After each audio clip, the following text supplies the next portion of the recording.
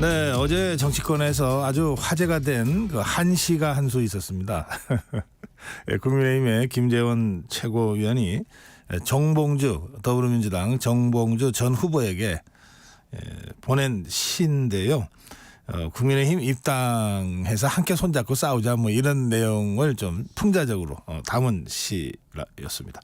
그 시를 보낸 국민의힘의 김재원 최고위원을 직접 모시고 말씀 좀 듣겠습니다. 어서 오십시오. 안녕하세요. 예, 그 한시를 그렇게 그 시 내용 잠깐 좀 소개해 주실래요? 아니 시 내용은 뭐 중국의 이제 그 명청 전쟁 당시에 그 명나라 장수 청년 장수 오삼계가 그 청나라의 그 당시 섭정왕이던 예친왕 도르곤에게 보낸 입관 토적 그 사녀관으로 들어와서 같이 명나라에 쳐들어온 그 황소에 난 이 도적들 농민 반란군을 처부수자 뭐 이런 황소의 난이 아니고 제가 착각했는데 이자성은 난에 그 반란군을 처부수자 뭐 이런 내용인데 사실 뭐 그 내용보다도 저도 전당대회를 거친 과정에서 민주당 전당대회 전 과정을 보면서 이게 유권자들의 민주적 의사를 모아서 당 지도부를 만들어가는 과정이 아니고요. 마치 그 도적의 무리들처럼 그 패거리를 지워서 그 누구를 합쳐서 지도부를 구성해 나가는 그 과정이 정말 좀 이전에 민주주의 말기적 증상이다 이런 생각이 들었고요.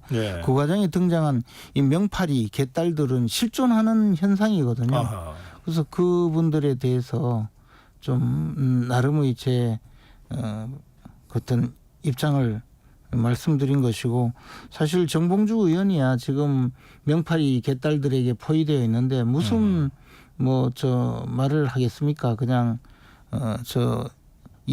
이재명 대표에 대한 무한 애정, 민주당에 대한 그 40년 당원으로서의 민주당의 주인 의식과 열정 뭐 이런 주장을 하면서 있겠지만 그분의 말씀이야 그럴 것이고요.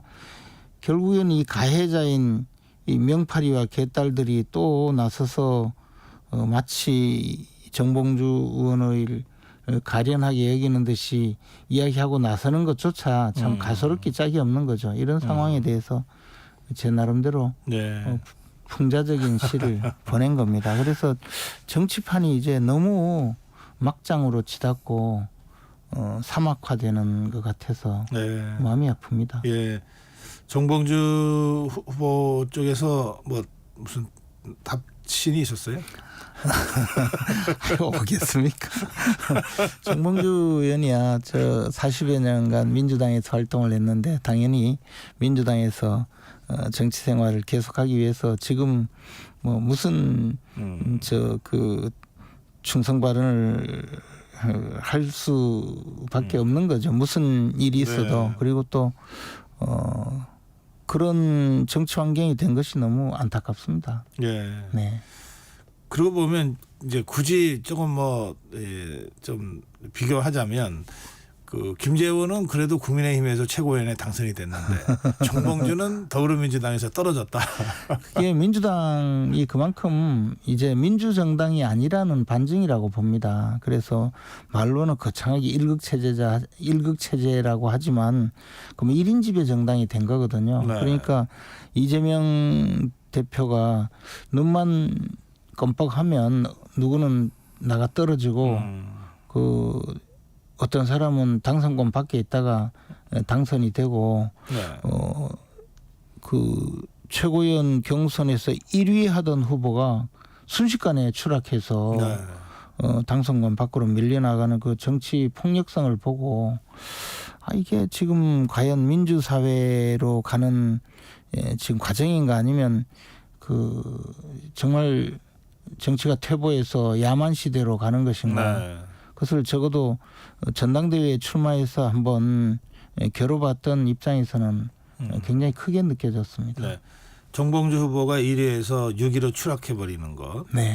그리고 5위, 6위를 다투던 전현희 후보가 그 이 발언 하나로 김건희 살인자 이 발언 하나로 2위로 그렇죠. 치고 올라가잖아요. 그러니까 민주당에서 살려면요. 네.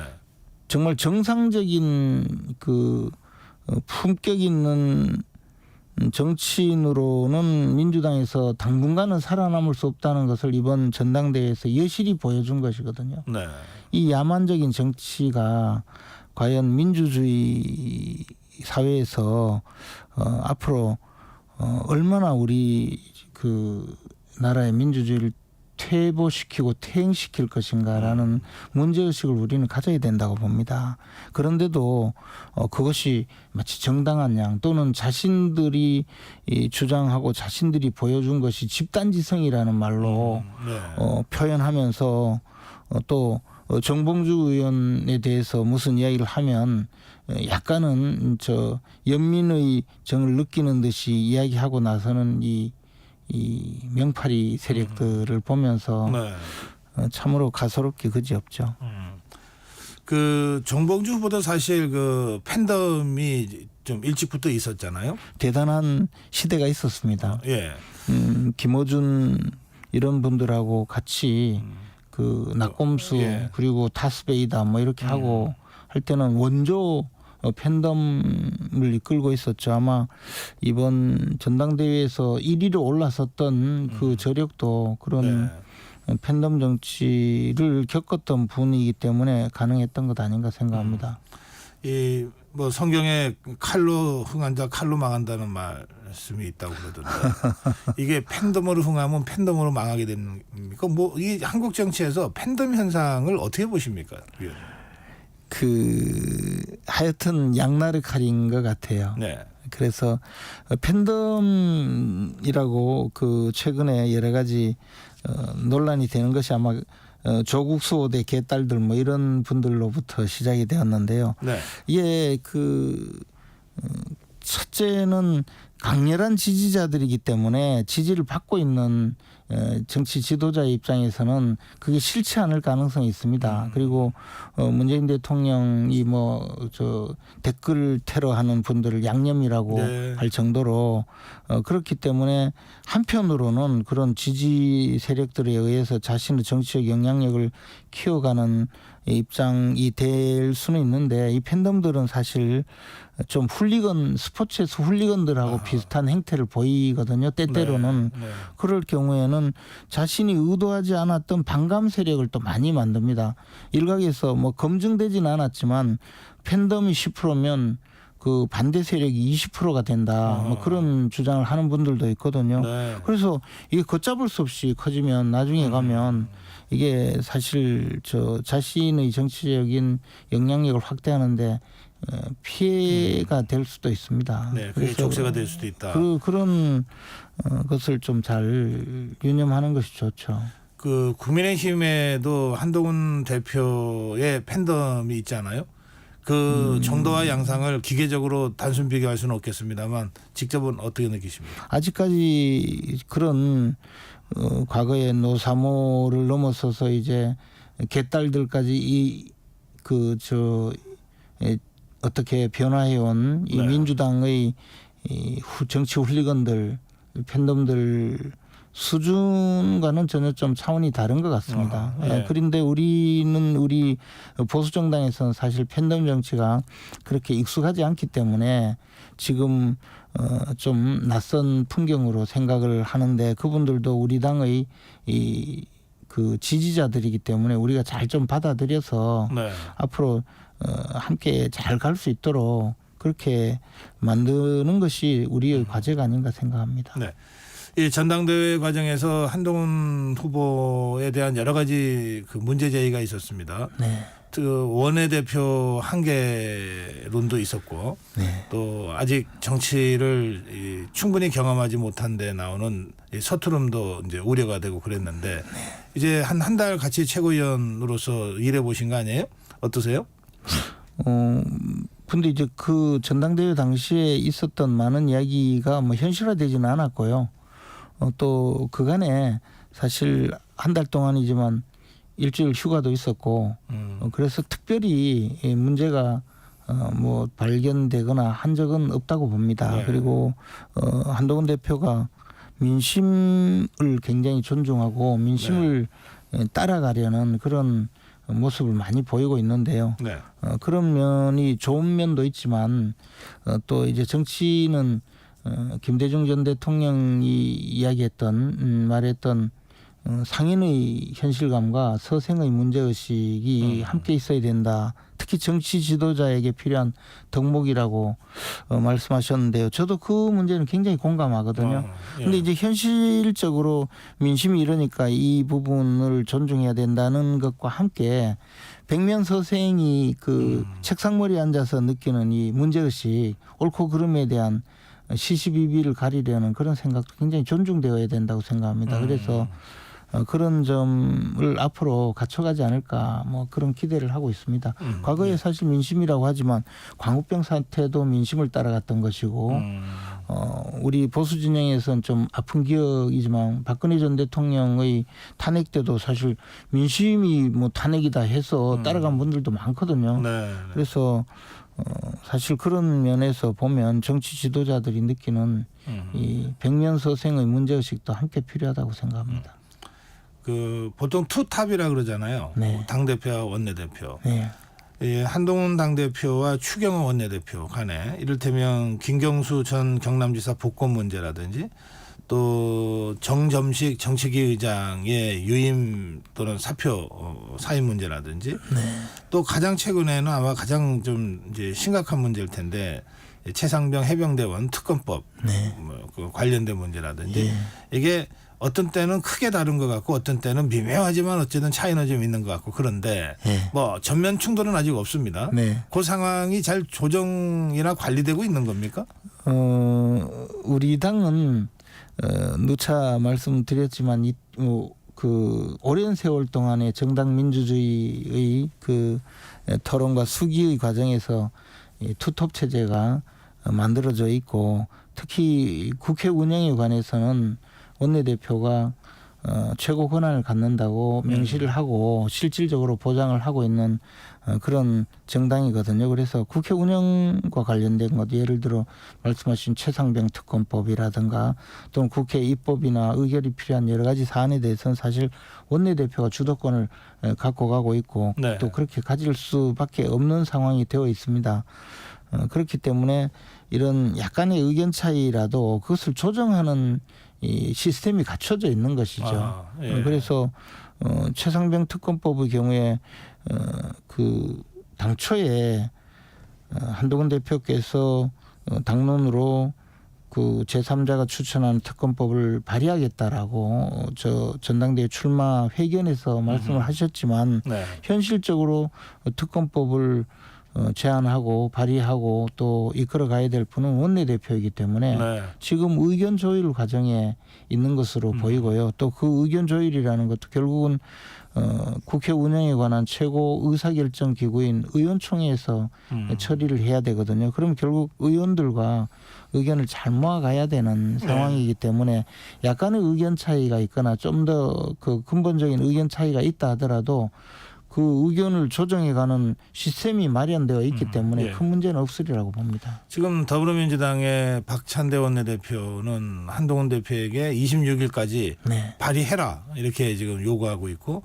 이런 식으로 지금 거기다가 또 무슨 제보 조작 사건, 공작 의혹, 그것도 특검에 포함시키자고 제안을 했지만 민주당에서는 당연히 그것도 받겠다. 더 나가서 아마 다른 조건을 또 붙여도 그것도 받겠다. 뭐 이렇게 나올 텐데요. 그것은 그만큼 민주당이 이 최상병 특검법을 대하는 태도가 실제 특검법을 통해서 진실을 밝히려는 것이라기보다는 이 정쟁의 수단으로 끌고 가려는 목표가 있거든요. 그래서 그 한동훈 대표께서 물론 순수하고 좋은 뜻으로 제3자 특검법에 제보 공작 그 사안까지 포함시키자고 하셨겠지만 민주당은 그것을 또 받아들이고 계속적으로 특검법을 제안에 직접 발의해라라고 요구를 할 것이 자명하거든요. 그래서 이 문제는 조금 더 전략적으로 접근할 필요가 있다고 봅니다. 그리고 그 사안에 대해서 박찬대 원내대표가 만약에 그런 요구를 한다면 네. 우리가 거기에 지금처럼 무슨 조건을 대고 응할 것이 아니고 보다 근본적으로 검토를 해야 된다는 뜻이죠. 좀 그 전략적으로 접근해야 된다. 근본적으로 그 대응해야 된다. 어떤 뜻입니까? 그러니까 민주당이 이 특검법을 한동훈 대표께서는 국민의 눈높이에 맞게 이런 특검법을 만들겠다고 하고 그것이 국민의 눈높이에 맞다고 생각하시더라도 네. 그 정치 투쟁이나 정치적인 협상 과정에서는 전혀 다른 결과가 나올 수 있고 더 나아가서 민주당은 특검 정국으로 끌고 들어가는 것이 목표이기 때문에 네. 그러고 나서 특검 그 한동훈 대표께서 생각하는 국민 눈높이에 맞는 특검법이 발의되고 의결되었다 하더라도 특검은 그렇게 끌려가지 않을 가능성이 있다는 것이죠. 아하, 예. 그래서 좀 더 제가 또 말씀드린 이 상인의 현실감뿐만 아니라 서생의 문제의식도 늘 가져야 된다는 알겠습니다. 말씀이죠. 지금 이제 더불어민주당에서는 한동훈 대표가 얘기한 거니까 또 당 대표니까 네. 하라고 압박을 네. 할 수 있는데 예. 지금 아까 이 원내의 입법 사항과 관련된 그 국민의힘 내부의 시스템이라고 하는 거는 네. 한동훈 대표한테 압박한다고 해서 이게 가동되거나 작동될 일은 아니네요. 그러면. 그렇기 때문에 더더욱이 네. 민주당은 한동훈 대표에게 아하. 요구를 하겠죠. 그리고 한동훈 대표가 어쨌든 자신의 출마의 그 일성이었기 때문에 네.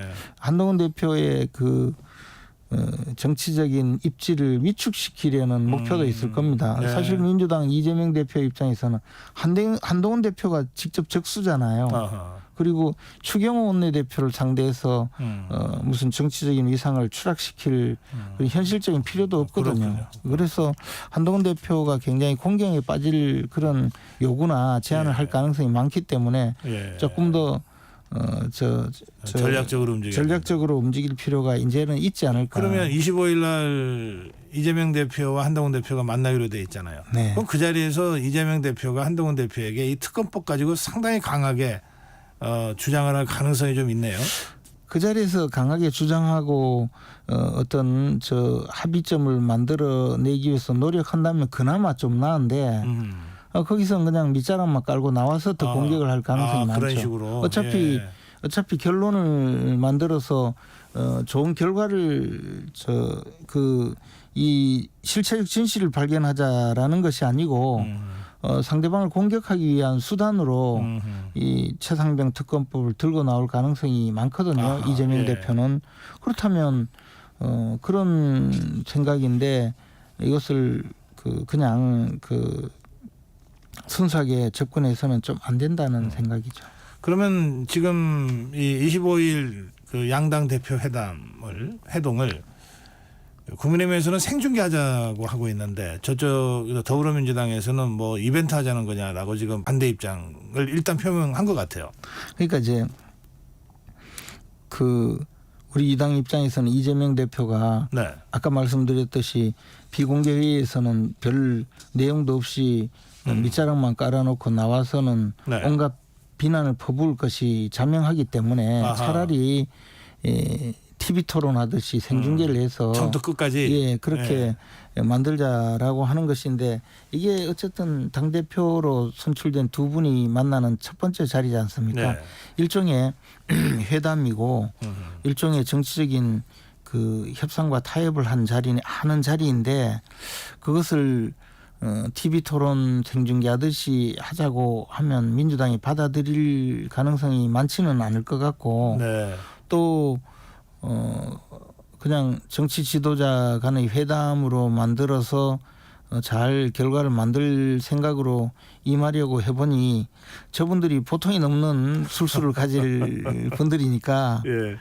이게 사실은 참 결론이 나오기가 쉽지도 않고 예. 그 회담 초기부터 이런 내용으로 다투게 되면 결국 회담이 과연 성과물이 있겠느냐에 대해서 걱정스러운 그런 네, 입장이기도 합니다. 알겠습니다. 저는 전면 공개하자는 주장도 충분히 일리가 있는데 민주당이 받아줄 가능성도 많지도 않는 것 같고 이런 딜레마가 있다고 봅니다. 예, 뭐 즉각 한번 1대1 회동하자고 한 것은 한동훈 대표가 자신감은 갖고 있는 것 같은데 네. 그러나 여러 가지 전략적인 대응이 필요하다. 네. 오늘 말씀 여기까지 듣겠습니다. 고맙습니다. 고맙습니다. 국민의힘 김재원 최고위원이었습니다.